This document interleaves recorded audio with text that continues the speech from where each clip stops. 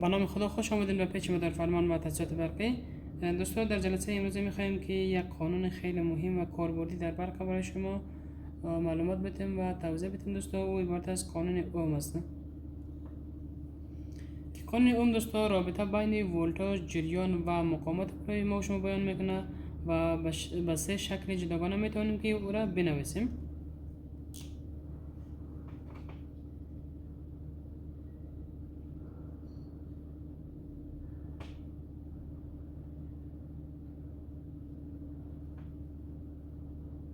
قانون اوم دوستان V مساوی I ضرب در R.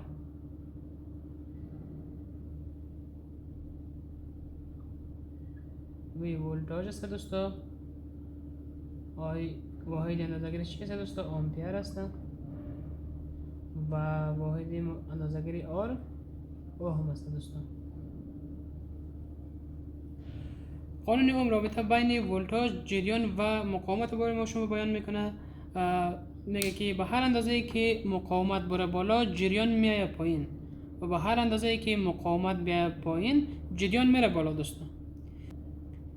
که برای محاسبات دوره‌های ساده الی دوره‌های مغلق ما میتونیم که از قانون اوم استفاده کنیم و محاسبات خود توسط این فرمول حل بسازیم. فرضاً ما اینجا یک مدار ساده در نظر میگیریم دوستان تا شما بهتر بفهمین.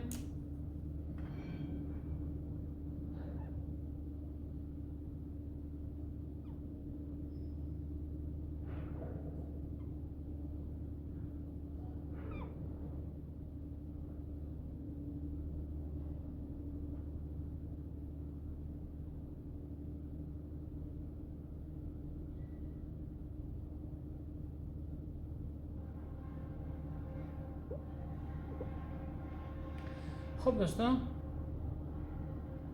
فرضاً آی نامعلوم است دوستان، این مقاومت چند است؟ 3 اوم است دوستان و اینجا منبع ولتاژ 9 ولت است دوستان. یک دوره داریم که ولتاژ دوره تطبیق میشه 9 ولت است و یک مقاومت 3 اومی سرش کار داره و جریان نامعلوم است. ما میخوایم که جریانی را دریافت کنیم که از این دوره چند آمپر جریان عبور میکنه. با استفاده از فرمول قانون اوم شما میتونیم که این دوره رو محاسبه بکنیم دوستان. در قسمت ما شما می‌بینید جریان نامعلوم است. قبل اینکه این ما محاسبه بکنیم دوستان، این فرمول ما باید برای جریان تغییر بدیم دوستان. V مساوی I ضرب R. اگر بخوایم که I دریافت کنیم I مساوی V بر R و اگر بخوایم که R دریافت کنیم دوستان V بر I. گفتیم که ما میتونیم این قانون اوم با سه شکل بنویسیم دوستان، برای دریافت ولتاژ، برای دریافت جریان و برای دریافت مقاومت. که ما در قسمت جریان نداریم دوستان، ما باید از این فرمول استفاده کنیم.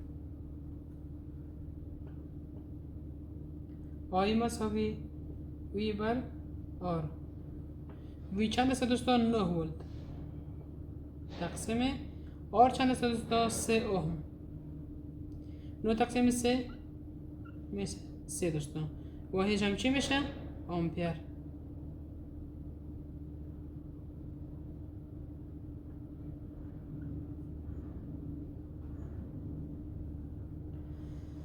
با استفاده از قانون اوم شما میتونید که دوره های ساده و دوره های مغلق به آسانی حل بکنین و محاسباتتان انجام بدین.